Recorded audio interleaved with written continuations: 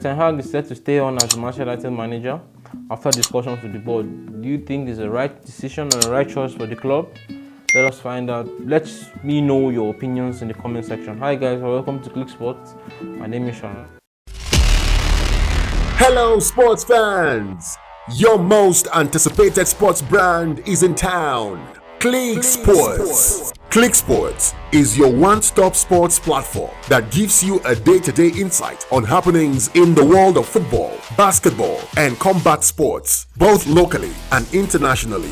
We offer various services such as sports event coverage, player profiling, studio shows, program production, sports academy management, and more. Visit us on all our social media platforms at Click Sports. Subscribe to our YouTube and WhatsApp channel at Click Sports and get the latest gist, information, and insights on topical sporting happenings at the grassroots and on the big stages. Contact us today for sponsorship, partnership, and collaboration on 0806 529 6575 and 0907 273 3517.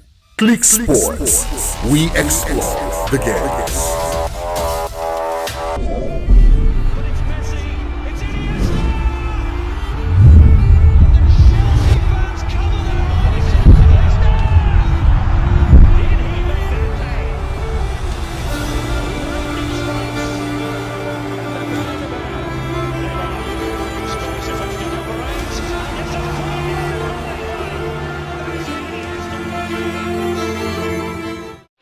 Are watching Click Sports.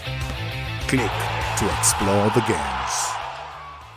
Okay, hi, my name is Shalom Habu.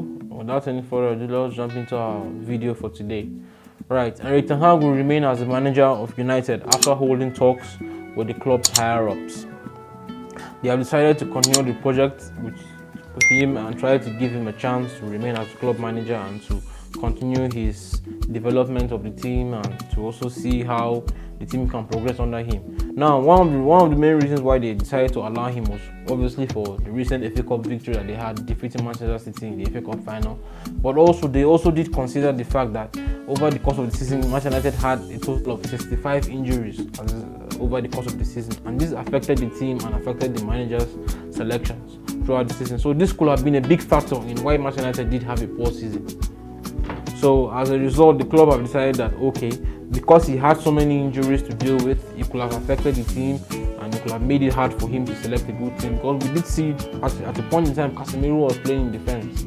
So this and having too many injuries at a point can be difficult for any manager to combat.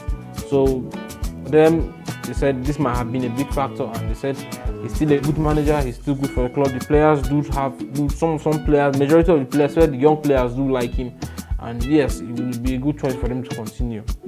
Now, going forward, they decided to prioritize the inclusion of young players in the team and promoting young players in the team, especially players from the academy. We've seen two of Manchester United's best players, and even the players who scored for them in the FA Cup final, Alejandro Garnacho and Kobe Mainoo, came from the academy. So there's this new idea, this new concept now at the club that they need to give more young players a chance. They need to let the young players come on board.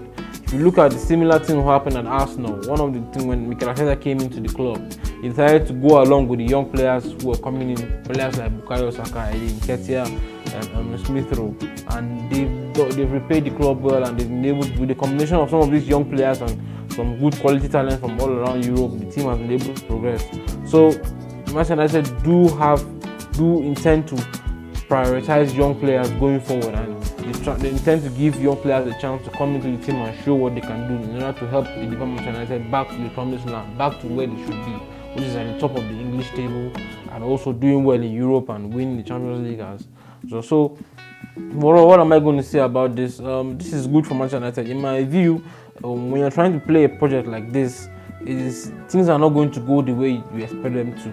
You look at the example of Arsenal, like I always make an example of Arsenal. Arsenal were the first team to start this project thing. They brought an unknown manager, gave him a chance to build the team. The first few years was a struggle, but right now, as you can see, Arsenal are challenging for the title, and eventually they might be able to win it. So you need time, you need patience. It's a process. It takes time. It doesn't just happen the way you expect it to happen. Not everyone is Chelsea fan, it's Chelsea or like Chelsea fans. So for me, this is good for Manchester United. I'm pleased for Ten Haag.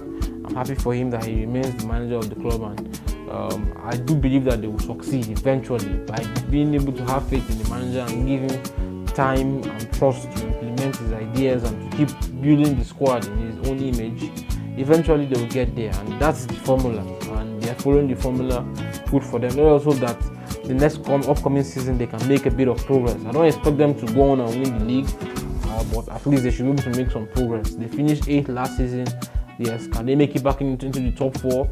Can they defend their FA Cup title? Can they, you understand? So let's see how it goes for them. All the best to Manchester United, all the best to Ten Haag. Now, in the transfer news that we've been hearing lately, we've been hearing the name Benjamin Sesko.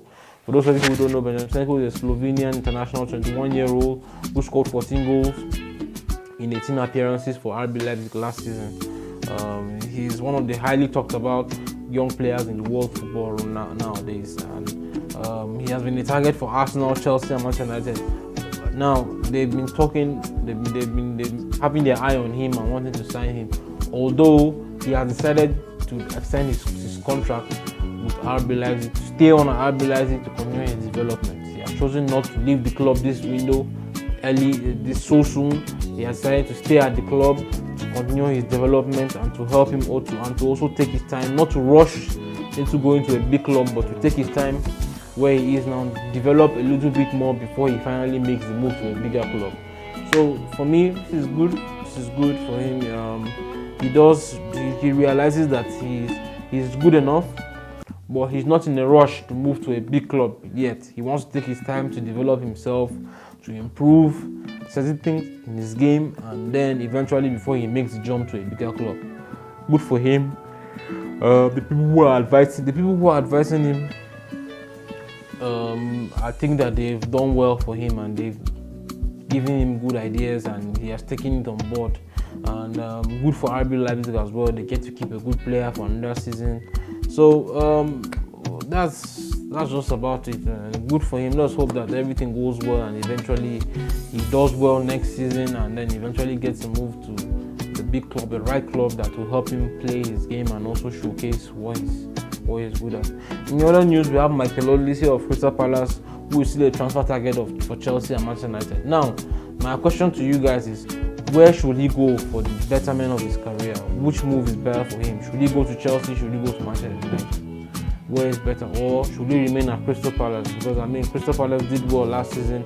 They have a new manager, Ivan Glasner, who is doing really well, and the club really did well last season. And they could be, if he stays with Eberechi Eze and a lot of other young players at Crystal Palace could challenge for Europe, and they could make it into Europe. So should he stay on another year at Crystal Palace, or should he move? Should he move to somewhere elsewhere? There was even rumors that he could even be linked to Liverpool, but for me, I don't think the move to Liverpool will be good for him at this point, because Mohamed Salah is still there. He plays on the right. Mohamed Salah plays on the right, so it will not necessarily be a good move for him. It will stifle his progress. But moving to Manchester United and Chelsea, is this a good move for him? Do you guys think it will be good for him? Me personally, I don't know. I can't say. But what I can say is that Micheal Olise is a fantastic player, and he deserves to move to a big club, a club where he can get game time, where he can impose himself and showcase his talent and his skills. So all the best to him in the transfer window. Let's hope that he makes the best decision and right decision, and he goes to a place whereby he can play good quality football that will help him become a good player, the great player that he is supposed to become. Now, in another news, we have Jadon Sancho, who has been placed on the transfer list at Manchester United for £40 million. Jadon Sancho, it has been decided at Manchester United that Jadon Sancho will be sold. Now, this was decided before Eric Ten Haag decided to remain as manager, and we know that Jadon Sancho and Eric Ten Haag have not been on good terms. In fact, due to their their disputes and disagreements, Jadon Sancho was sent on loan to Borussia Dortmund, where he did go on and have a good spell over there. So and now Eric Ten Haag is going to remain as manager. So it's clear that there is no future for Jadon Sancho anymore at Manchester United. So he will leave, and the price is £40 million. Now £40 million, He could easily go back to Dortmund, although Dortmund do have financial issues. Can they afford £40 million for Jadon Sancho? We don't know. There's also rumors that Jose Mourinho and Fenerbahce might be interested. There are so many clubs over in Europe that Arsenal do need what they call it, a right winger to back up Bukayo Saka. You can afford 40 million. So there are clubs who could come in for Jadon Sancho. He's a fantastic player, still a good quality player. Give him the right platform to showcase what he can do, and he will deliver for you. That's my opinion on the boy. So good one for both clubs. I believe that Manchester United will be better off without Jadon Sancho because it hasn't worked out for him at the club, and Jadon Sancho will also be better off going elsewhere outside Manchester United to go and play football. In my opinion, the best place for him to go back is to Dortmund. Let's hope that Dortmund do have the money to sign him, and they can sign him. So all the best to him. Now, Juventus are in for Douglas Luiz of Aston Villa in a swap deal that will see Weston McKennie move the other way to Aston Villa. Douglas Luiz is a Brazilian who plays for Aston Villa, one of the best players in the EPL last season in midfield. Did well, scored a few goals, had a few assists, and he's a really good player. He can play as a defensive midfielder or can play as a box-to-box midfielder. And Juventus are really keen on the player. They're really keen on him, and they also want to send Mr. McKennie the other way to Aston Villa. So this is a good one. Let us hope that things can be agreed and the player can get his move and both clubs can get what they want. Good one. So